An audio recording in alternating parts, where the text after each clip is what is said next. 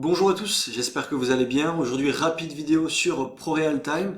Alors, pas d'affiliation avec eux, mais quand on a une bonne plateforme de trading, il faut savoir aussi en parler. Et puis, vous êtes nombreux à me demander comment créer nos listes sur ProRealTime afin de trier un petit peu les petites, les moyennes et les grosses capitalisations, éventuellement par secteur et pour réaliser un petit peu toutes vos analyses. Donc, on va voir ça rapidement. Je tiens également à remercier mon ami Christophe de la chaîne Défi Show qui m'a donné cette astuce, puisqu'avant je rentrais avec 3 clics chaque action dans chaque liste et ça prenait un temps monstre. Donc voilà, Christophe qui travaille sur les crypto-monnaies et sur la défi, qui fait pas mal de choses extrêmement intéressantes. Je vous invite à aller visionner leur chaîne YouTube. Allez, c'est parti.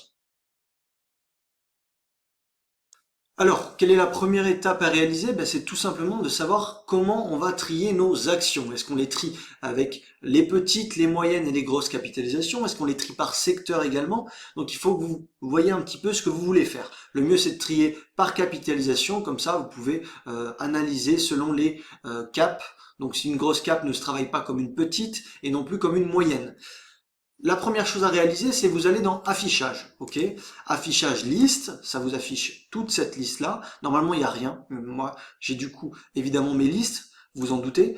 Vous allez dans créer, vous mettez Big Cap, par exemple, pour la trier, numéro 1, parce que une liste est égale à 50 actions, donc vous allez être limité, il va falloir en créer plusieurs. Big Cap numéro 1, comme ceci. Vous pouvez la mettre avec une étoile pour la mettre en favori, mais ça c'est propre à vous. Maintenant, la chose la plus importante, c'est aller dans rechercher valeur. On va rechercher nos actions. C'est assez simple. Vous allez dans tous les marchés et là, vous avez un panel assez large de possibilités. Donc, la France, la Belgique, l'Allemagne, les US, etc. Selon où vous voulez, selon lesquels vous voulez travailler, vous allez sélectionner le pays en question. Nous, on va rester sur la France et on peut même choisir tout PEA. Hop, on choisit cet onglet, on va dans type action, parce que vous avez des ETF, du Forex, des futurs, des indices, des CFD, etc. Nous, ça ne nous intéresse pas. Ou alors, si vous voulez créer des listes avec des indices, des ETF, vous pouvez également. Et ça sera le même process. Il faudra juste changer action. Il faudra mettre ETF, par exemple.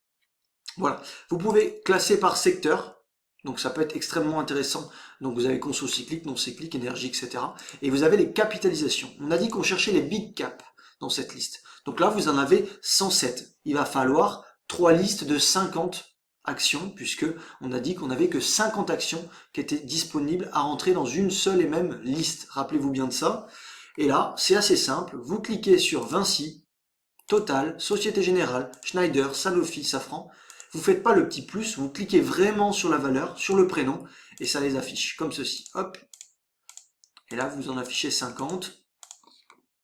On va les faire ensemble. Hop. Ça va prendre 30 secondes. Alors, ne vous trompez pas, des fois j'en oublie, mais il faut avoir l'œil. Et vous voyez que derrière, on a les actions qui s'ajoutent. Et là, quand la liste sera pleine des 50 actions, voilà, l'outil nous le dit.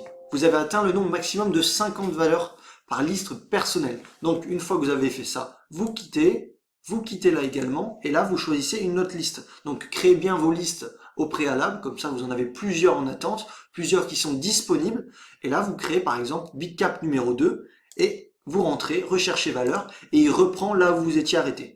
Okay, il s'était arrêté à Crédit Agricole, c'était la dernière qu'on voit juste ici, et donc vous recommencez par Carrefour. Je le fais pas bien évidemment parce que toutes mes listes sont déjà faites, mais voilà, c'était un petit peu l'astuce pour comment réaliser ces listes sur ProRealTime. Je sais que c'était pas forcément évident, moi j'ai pris du temps à les faire parce qu'au début je galérais à faire clic droit plus ajouter dans liste et ça prenait 3 clics. Là il suffit d'un seul clic pour ajouter une action par liste et donc ça va extrêmement vite. Voilà. Si vous avez des questions, n'hésitez pas à les poser en commentaire sur YouTube. Un petit pouce, ça fait plaisir. Et puis, on se dit à très vite pour de nouvelles vidéos. Et je tiens toujours à remercier encore une fois Christophe pour cette petite astuce. Ça me sauve un petit peu la vie. Bonne vidéo à tous, j'espère que ça vous aura aidé et à très vite. Salut!